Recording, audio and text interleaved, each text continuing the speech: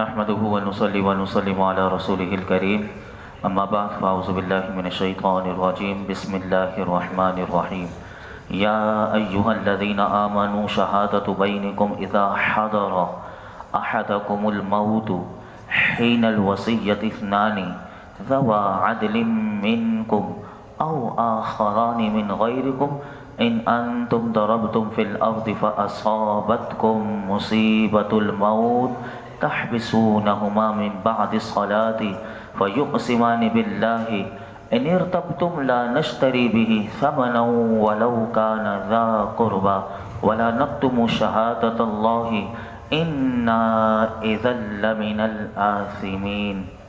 اے ایمان والو، جب تم میں سے کسی کو موت آنے لگے تو وصیت کرتے وقت تمہاری آپس کی گواہی دینے والے تم میں سے دو معتبر شخص ہوں، یا اگر تم زمین میں سفر کر رہے ہو پھر تمہیں موت کا حادثہ آ پہنچے تو تمہارے غیروں میں سے دو آدمی گواہ ہوں، تم ان دونوں گواہوں کو نماز کے بعد روک لو، پھر اگر تمہیں کچھ شک ہو تو وہ دونوں اللہ کی قسم کھائیں کہ ہم قسم کے بدلے کوئی مال نہ لیں گے اگرچہ قریبی رشتہ دار ہو، اور ہم اللہ کی گواہی نہ چھپائیں گے، اگر ہم ایسا کریں اس وقت ہم ضرور گناہگاروں میں ہوں گے۔ اس آیت مبارکہ کا شان نزول سماعت کیجئے کہ فرمایا کہ مہاجرین میں سے ایک صاحب تھے کہ جن کا نام بدیل تھا، وہ تجارت کے ارادے سے دو عیسائیوں کے ساتھ ملک شام کی طرف روانہ ہوئے۔ ان عیسائیوں میں سے ایک کا نام تھا تمیم بن اوس داری اور دوسرے کا نام تھا عدی بن بدا۔ شام پہنچتے ہی یہ بدیل جو تھے یہ بیمار ہو گئے، اور انہوں نے اپنے تمام سامان کی ایک فہرست لکھ کر سامان میں ڈال دی۔ بڑا اہم موضوع ہے۔ قرآن دیکھیے کہ کس انداز سے کہ کہاں کہاں ہم بچ سکتے ہیں اور کہاں ٹھوکر کھا سکتے ہیں، مرنے سے پہلے کس طرح ہمیں اپنا پورا ایک سسٹم ہمارا دین ہمیں دیتا ہے کہ ایک انسان کے ساتھ کسی کے ساتھ خیانت بھی نہ ہو اور کسی کے ساتھ دھوکہ بھی نہ ہو۔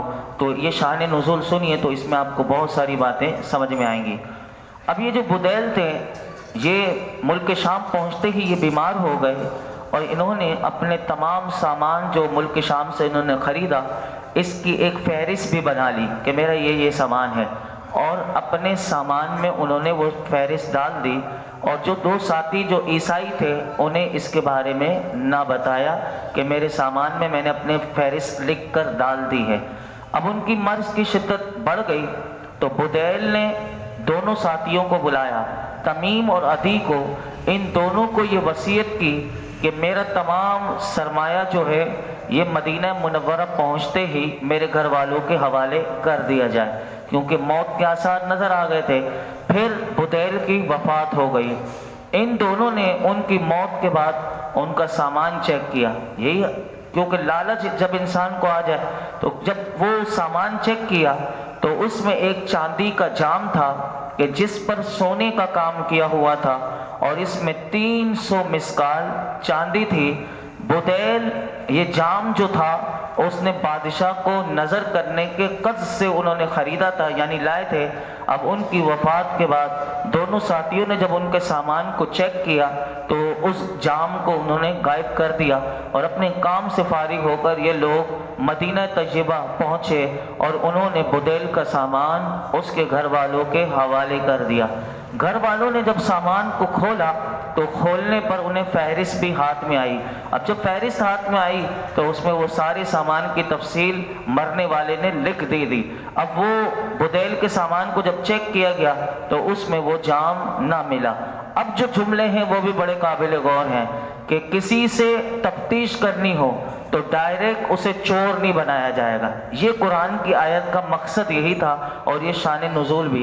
اب دیکھیے اس کے بدیل کے گھر والے سوالات جو کرتے ہیں وہ کتنے خوبصورت ہیں۔ اب سنیے، ہمارے یہاں تو یہ ہو کہ بھائی یہ میرا سامان چوری ہو گیا تو فوراً چور بنا دیا، فوراً الزام لگا دیا، نہ کچھ تفتیش نہ کچھ۔ اب یہ سامان مل بھی نہیں سکتا، کسی سامنے والے کو ڈائریکٹ چور بنا دیا جائے، کبھی بھی چور اپنی چوری کا اظہار نہیں کرے گا اور منہ سے بولے گا بھی نہیں۔ اب دیکھیے اللہ تعالیٰ کیسے ان چوروں کے سارے راستے بند کرتا ہے۔ اب وہ اس کے گھر والوں نے اب سوالات شروع کیے، وہی دو عیسائی ساتھی تھے۔ پہلا سوال، وہ اس کے پاس پہنچے اور انہوں نے دریافت کیا کیا بدیل نے کچھ سامان بیچا تھا؟ ہو سکتا ہے بیمار ہو گیا کچھ سامان بیچ دیا ہو۔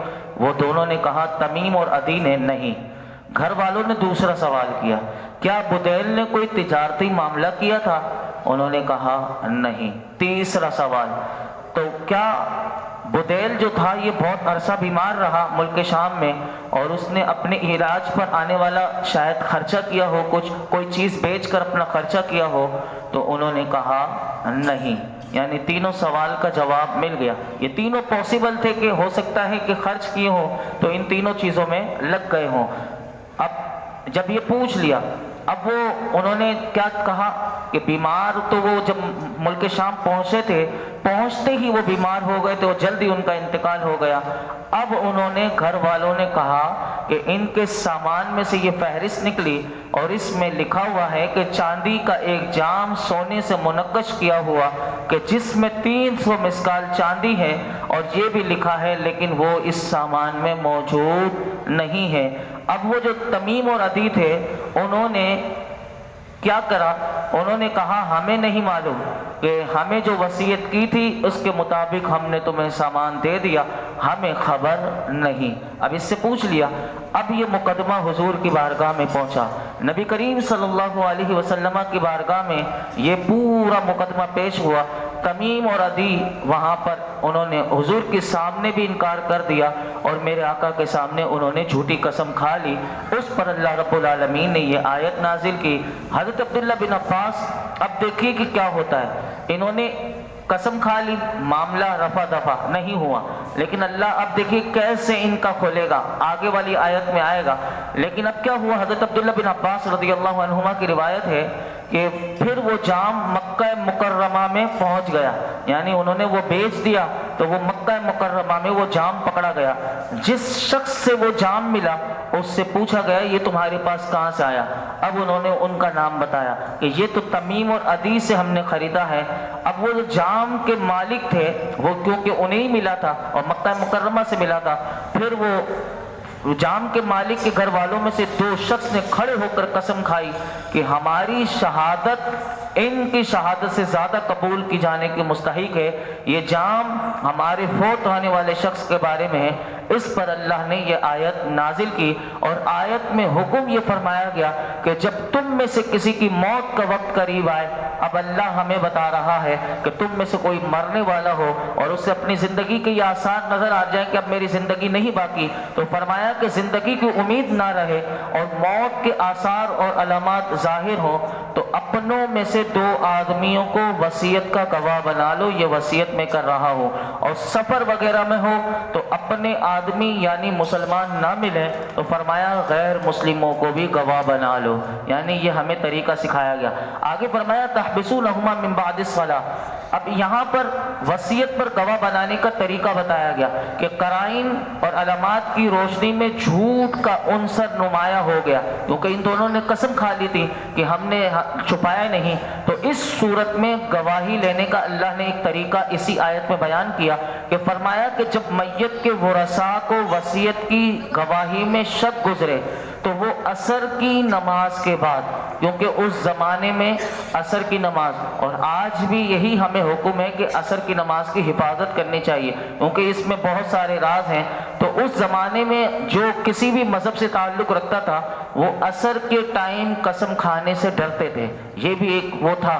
تو رب العالمین نے فرمایا کہ ایک طریقہ بتایا کہ عصر کی نماز کے بعد گواہوں سے اس طرح گواہی لے کہ دونوں گواہ یہ اقرار کرتے ہوئے اللہ کی قسم کھائیں کہ ہم گواہی کے بدلے میں کسی سے کوئی مال نہ لیں گے، اگرچہ وہ قریبی رشتہ دار ہی کیوں نہ ہو، اور نہ ہم گواہی چھپائیں گے، یعنی جھوٹی قسم نہ کھائیں گے اور نہ کسی کی خاطر ایسا کریں گے۔ اگر ہم ایسا کریں تو اس وقت ہم ضرور گناہگاروں میں سے ہوں گے۔ تو یہ یہاں پر یہ طریقہ بتایا گیا۔ اب آگے سنیے قرآن کیا بتاتا ہے اور اس واقعے کو اور کھولتا ہے اور ہمارے لیے آسانی کرتا ہے۔ فرمایا فَإِنْ عُثِرَ عَلَىٰ أَنَّهُمَا اسْتَحَقَّا إِثْمًا فَآخَرَانِ يَقُومَانِ مَقَامَهُمَا مِنَ الَّذِينَ اسْتَحَقَّ عَلَيْهِمُ الْأَوْلَيَانِ فَيُقْسِمَانِ بِاللَّهِ لَشَهَادَتُنَا أَحَقُّ مِنْ شَهَادَتِهِمَا وَمَا اعْتَدَيْنَا إِنَّا إِذًا لَّمِنَ الظَّالِمِينَ۔ پھر اگر اس بات پر اطلاع ملے کہ وہ دونوں گواہ گواہی میں جھوٹ بول کر کسی گناہ کے مستحق ہوئے ہیں تو ان کی جگہ ان لوگوں میں سے جن کا حق دبایا گیا میت کے زیادہ قریبی دو آدمی قسم کھانے کے لیے کھڑے ہو جائیں، پھر وہ اللہ کی قسم کھائیں کہ ہماری گواہی، ہماری قسم ان کی گواہی سے زیادہ درست ہے اور ہم حد سے نہیں بڑھے، اور اگر ایسا کریں تو اس وقت ہم ظالموں سے ہوں گے۔ وصیت کے گواہوں کا جھوٹ ثابت ہو جائے کہ وصیت جو لکھی ہوئی ہے اس کے مطابق انہوں نے جو گواہی دی اب یہ جھوٹ ثابت ہو گیا، تو یہاں پر بتایا گیا کہ تمیم اور عدی کا جھوٹ ثابت ہو گیا اور پیالہ مکہ معظمہ سے مل گیا۔ تو اس صورت میں اب حکم یہ ہے کہ میت کے جو ورثہ ہیں ان میں سے دو آدمی کھڑے ہو کر یہ قسم کھائیں کہ یہ دونوں امین جن کو امانت دی گئی تھی یہ دونوں امین جھوٹے ہیں اور ہماری گواہی یعنی قسم ان دونوں کی گواہی سے زیادہ درست ہے اور ہم حد سے نہیں بڑھے۔ اگر ہم ایسا کریں تو اس وقت ہم ظالموں سے ہوں۔ چنانچہ بدیل کے واقعے میں جب ان کے دونوں ہمراہیوں کی خیانت ظاہر ہوئی تو بدیل کے ورثاء میں سے دو شخص کھڑے ہوئے اور انہوں نے قسم کھائی کہ یہ جام ہمارے مورث کا ہے اور ہماری گواہی ان دونوں کی گواہی سے زیادہ ٹھیک ہے۔ اس کے بعد فیصلہ ان کے حق میں دے دیا گیا، یعنی ان کو جام بھی مل گیا، وہ ذلیل و رسوا بھی ہو گئے۔ اب قرآن آگے کیا بتاتا ہے کہ تم بھی کبھی ایسی جھوٹی گواہیاں نہ دینا، تمہیں بھی کوئی معاملہ ملے امانت بنایا جائے تو خیانت نہ کرنا۔ اب جو آیت آ رہی ہے وہ بھی بڑی زبردست ہے۔ فرمایا ذالک ادنا ان یأتوا بالشہادۃ علی وجہہا او یخافوا ان ترد ایمان بعد ایمانہم واتقوا اللہ واسمعوا واللہ لا یہدی القوم الفاسقین۔ یہ اس کے زیادہ قریب ہے کہ وہ گواہ صحیح طریقے سے گواہی ادا کریں یا وہ اس بات سے ڈریں کہ ان کی قسموں کے بعد قسموں کو ورثاء کی طرف لوٹا دیا جائے گا، اور اللہ سے ڈرو اور حکم سنو، اللہ نافرمانوں کو ہدایت نہیں دیتا۔ یہاں پر علماء نے فرمایا ایک قانون اللہ رب العالمین نے بیان کیا کہ جن کے خلاف دعویٰ دائر کیا گیا قسمیں کھانے کے بعد ان کا جھوٹ ثابت ہو جائے تو اب میت کے ورثاء میں سے دو شخص قسمیں کھائیں، اور اس کی حکمت اس آیت میں یہ بتائی کہ یہ قسمیں کیوں کھلوائی جا رہی ہیں۔ پہلے امانت دار سے جو خائن تھا اس سے کھلوائی، اب جو جن کا حق تھا ان سے قسمیں کھلائیں، تو فرمایا کہ حکمت یہ ہے کہ لوگ اس پورے واقعے سے عبرت پکڑیں اور شہادتوں میں راہ حق کو یعنی درست بات کہنے کو، حق بات کہنے کو، حق کے راستے کو نہ چھوڑیں، اور اس بات سے ڈرو۔ قرآن کہتا ہے کہ تمہاری جھوٹی گواہی کا انجام صرف شرمندگی اور رسوائی ہے، تمہیں شرمندگی کسی نہ کسی موقع پر اٹھانی پڑے گی۔ آج تم نے جھوٹی قسمیں کھا لی، آج تم سمجھتے ہو کہ ہم یہ چیز اس سے فائدہ اٹھا لیں گے، ہو ہی نہیں سکتا کہ کوئی کسی کی چیز سے فائدہ اٹھا لے۔ سنیے کہ جھوٹی گواہی کے بارے میں آج ہمارے معاشرے میں کیا ہوتا ہے۔